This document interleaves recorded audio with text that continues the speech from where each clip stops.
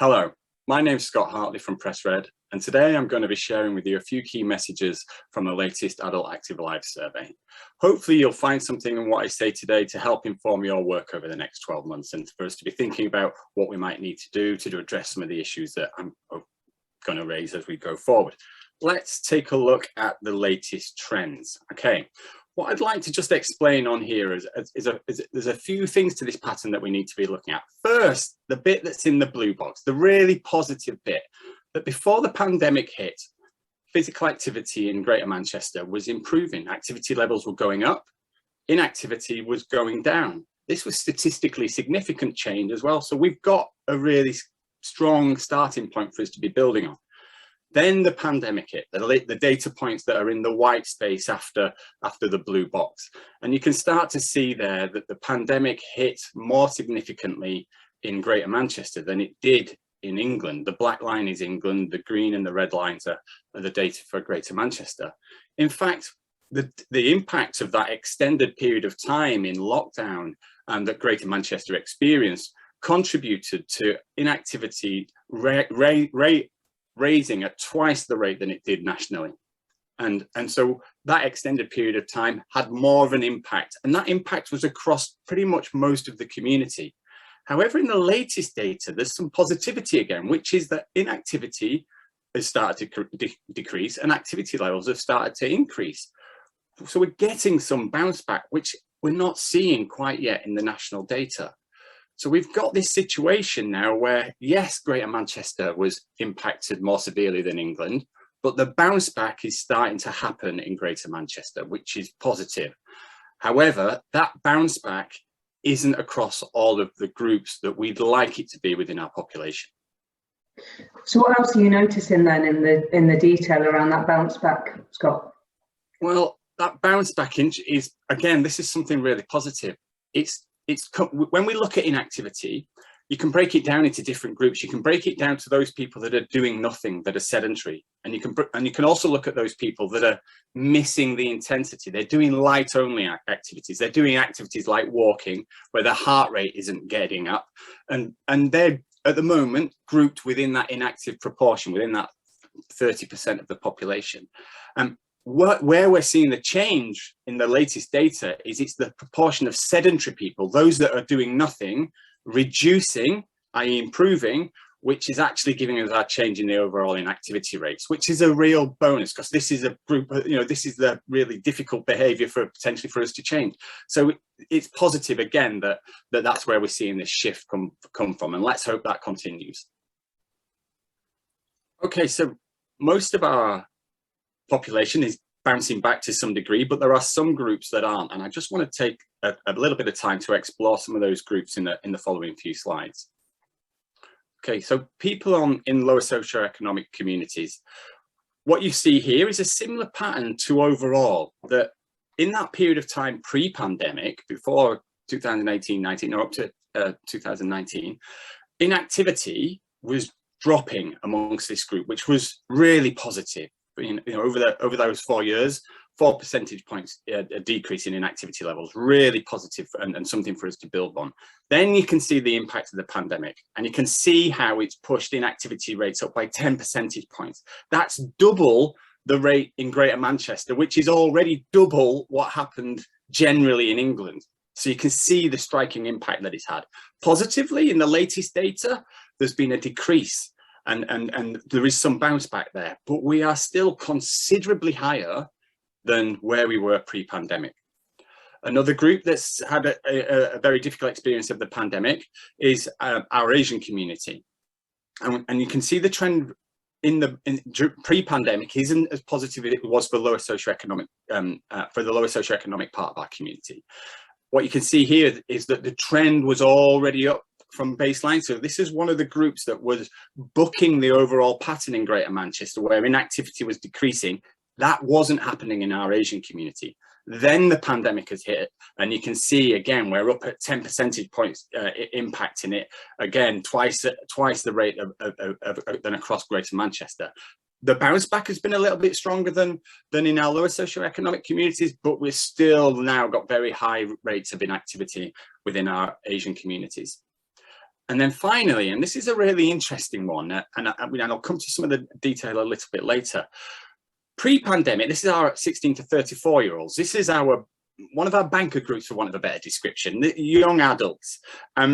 What you can see here is that pre-pandemic, it was wobbling around a little bit, but just in that last pre-pandemic data point, there was a bit of an increase. And then the pandemic has hit, and you've got a bigger increase, and it's up to 1 in 4 people. And there's a little bit of bounce back, but not so much. And this is a group that we really do need to be thinking of, keeping an eye on, because they are usually one of our more active groups. That trend continues in the wrong direction, it'll be a future problem. So we need to be thinking about what it is that we can do within this space. Is there anything you can tell us about what might be driving these trends beyond kind of the headline? Let's start with the lower socio-economic. If you remember, that rate of increase in inactivity is twice what it is in Greater Manchester across the whole population. What I could tell you about that particular group is that it's been, yes, inactivity has increased amongst men and women, but much more the case amongst men. Inactivity has gone up considerably more amongst men than it has amongst women within lower socioeconomic communities. And interestingly, and this is where these three groups start to kind of blur into each other, whilst there's been increases in inactivity across all age groups, the biggest increase has been among the 16 to 34-year-olds. So we're now into this space around younger men, maybe losing some of the things that they used to do pre-pandemic, and have not come back to them yet because of the way that things have changed. And I'll come back to that a little bit later. When we look at the Asian part of our community, we observe another, couple of very similar patterns in the sense of inactivity has increased amongst men and women, but it's become increased the most among women within our Asian communities, where they've seen a really striking increase in activity levels. Again, we're seeing this pattern where, yes, all age groups have experienced some kind of increase in activity, but the biggest increase has come among 16 to 34-year-old Asian young adults. And then finally, when we start to look at the 16 to 34-year-old trend, the trend that's still on the screen, what's fascinating about this trend is it's not all of that age group. The age group where we're seeing the biggest rise in inactivity is actually those aged 20 to 29. I've already touched on the fact that those within 20 to 29 that are in lower socioeconomic communities, really big increase in inactivity. Those 20 to 29 within the Asian community, a really striking increase in inactivity levels. 50%. It's gone up from around 31% pre-pandemic for 20 to 29-year-old adults within the Asian community to 43% now. So we've got this really interesting pattern going on amongst young adults. A couple of other things that I can say about that is that it appears to be young adults that aren't in work. And we need to tease this out a little bit more, but those not in work, either unemployed or students, have seen really quite significant increases in activity, which then makes me start to think about, well, what is it that's changed for those groups that we need to be thinking about in terms of our planning?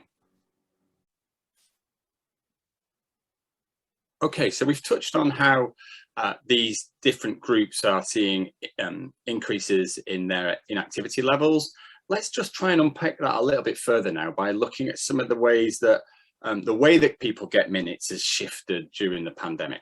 So what you've got on the slide now is the kind of 6 different ways that we can all collect minutes, the ways that we can be active. Those are listed down the right-hand side of the slide, from cycling, fitness activities, gardening, walking for travel, traditional sport, and walking for leisure. Traditional sport covers everything else that's not covered in those other activities. So from football to cricket to tennis to climbing, running, swimming, all of that would be in those traditional sport minutes. And what you can see is the way that each of those activities, the proportion of minutes that they've contributed over the years that we've got the data for. And what you can see since 2018-19 is some really quite intriguing patterns.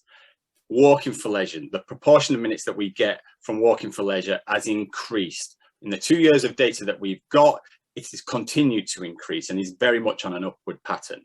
Traditional sport reduced quite considerably in the first part of the pandemic, has stabilized though. It's recovered a tiny little bit, but it's stayed pretty much stable over the last 12 months. Walking for travel was impacted enormously at the start of the pandemic and has continued to fall. And overall, walking minutes, when you put walking to leisure and walking for travel, are almost identical in the latest year of data as to what they were at baseline. It's just shifted that we're getting more minutes from walking for leisure now than we are from walking for travel, and that balance has shifted a little bit. Gardening grew at the beginning of the pandemic, dropped a little bit, but not much, and is bigger than it was. It's providing more minutes than it was at baseline. And then fitness activities and cycling, minutes from those activities have continued to fall over the last couple of years since the pandemic has started. Any observations we can make about why we are seeing these patterns? Some of this is data driven. Some of this is, you know, assumption, but some of it we'll be able to tease out. But there certainly is, Beth. One of the bits that's really puzzling me, which I'm quite intrigued in trying to unpick a bit, is we know generally that people from lower socioeconomic groups are likely to get more minutes from walking for travel, and walking for travel, we've seen a huge decrease, and funnily enough, we've seen a huge increase in inactivity amongst low socioeconomic groups. So there's certainly something in that space. Likewise, traditional sport, we saw a big reduction in minutes from traditional sport. We've seen it bottoming out a little bit, which is positive. But what's one of the groups that are more likely to get minutes from traditional sport? Younger adults. So we're seeing shifts in these activities that I think we can relate to the kind of groups of our population that are more likely to do them, for us to be starting to think about, well, what is it? What are the tactics now? What is it that we need to be thinking about in terms of maybe trying to get traditional sport minutes back into our younger population? What is it? How do we use our Together Fund? How do we use our investments? How do we use our influence to start to think about bringing some of that action into trying to address some of these changes in activities for the groups that we've just articulated are finding the experience of the pandemic more challenging for their activity levels?